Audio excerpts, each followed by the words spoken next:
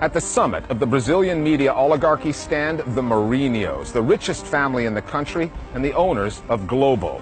Globo's conglomerate beams out programming nationwide, from the Amazon in the north to Iguaçu Falls in the south. And its flagship newscast, Jornal Nacional, is an agenda-setting, broadcasting institution. Foi a Globo que levou. It was Globo that put thousands and thousands of people in the streets to demonstrate against President Dilma. Dá tempinho na cobertura do esporte. Vamos falar das manifestações que acontecem pelo país. That's political, not journalistic work. It acted like a political party. Trabalho político. And Globo is more than a national TV network. In addition to its 122 regionally affiliated TV stations, it owns radio networks and a 24-hour news channel. It distributes other broadcasters' channels on its own satellite, in addition to owning the newspapers that gave the company its start back in 1925. There's a well-known political maxim here in Brazil that sums up just how powerful, how influential Globo has become. It goes like this: if Globo doesn't show it, it didn't happen. O Jornal Nacional. Jornal Nacional is without any doubt the highest quality news program in the country. It is also extremely conservative, both politically and socially.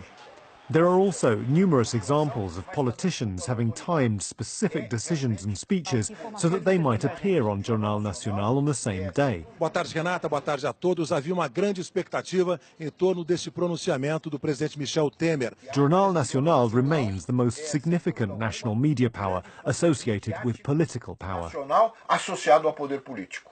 Quando a gente pensa que a internet hoje... Consider for a moment that only 50% of Brazilians have internet access and that the remaining 50% are the poorest of the population. You can understand why television has become the most important information source. Globo is the most significant economic and political player in the industry, not only because it's the most watched and farthest reaching, but also because it's the media group that has been most favoured by the Brazilian state throughout history. Pelo Estado brasileiro ao longo da sua história. Globo and the military government that took power in Brazil in a 1964 coup had a symbiotic relationship. Globo backed that coup and supported the military dictatorship right through until 1985. All you need to do is read the headlines of the O Globo newspaper from the days following the coup. They were celebrating the fall of a constitutional government, of an elected government. They supported the coup. E apostaram naquele momento. The military government put their support behind a media group that was still growing. And they facilitated that growth, partly by providing public funds and partly by not imposing any rules against the concentration of ownership. No Brasil desde os anos 60. De 10 meses. In 2013, almost 30 years after the end of military rule, Globo apologized for backing the coup, but not for its coverage of the regime that followed. E há também o reconhecimento de erros, como o apoio editorial ao golpe militar de 1964. And Globo produced some of its most infamous journalism during that 21-year period. In January 1984, hundreds of thousands of demonstrators took to the streets of São Paulo demanding a return to democracy. Globo could not ignore the story, but instead of reporting the facts, it told its viewers that what they were watching was a celebration. Festa em São Paulo. A cidade comemorou seus 430 anos com mais de 500 solenidades.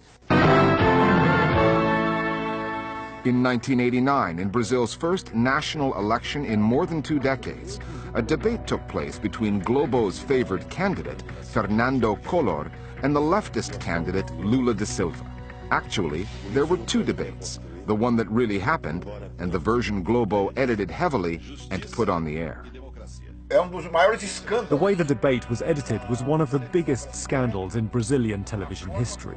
Reveja agora alguns momentos do debate. It showed the best of Collor and the worst of Lula. Está uma candidatura que esposa teses estranhas ao nosso meio, teses marxistas. After some time, Globo's owners became disenchanted with Collor, and so they campaigned to get him impeached. Que levou ao impeachment do Collor. No caso do Grupo Globo, it's not only Globo, it is also true of all the other mainstream media groups that they have been aligned historically with politically conservative interests that defend the status quo, supporting the interests of the dominant elite in Brazil. If you make a historical analysis, they continue to act the same, representing the same interests. That's what many Brazilians saw in the movement that brought down President Dilma Rousseff last year. Globo and other like-minded media groups campaigning to overthrow a democratically elected government. O ritmo das bombas políticas que estão caindo sobre Brasília é ritmo quase diário. A counter-movement against media outlets with political agendas was born. Globo's reporters in the field were confronted with accusations of backing a coup. Com esse pedido de prisão.